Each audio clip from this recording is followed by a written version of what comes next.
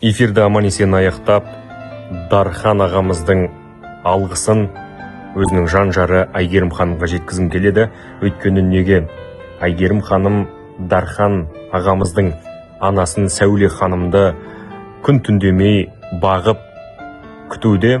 Сондықтан да Дархан мырза жан-жарына алғысын білдіреді. Құрметті Айгерім ханым, өмір атты қолшатырдың астында жаурамай, мұңсыз, мінсіз ғұмыр кешіңіз, шаңырағыңыз тек шаттыққа толы болсын, отбасыңыз аман болсын. Және Дархан мырза сізге осынау бір керемет өлең жолдарын арнайды. Айналайын, кешір болса айыбым, бере қойған бір өзіме лайығым.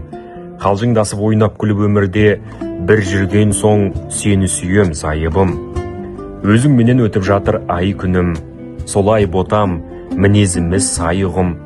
Көңілімді түсінесің көзімнен, қылықтымау, қадірлеген зайыбым. Аман болыңыздар, бақытты болыңыздар.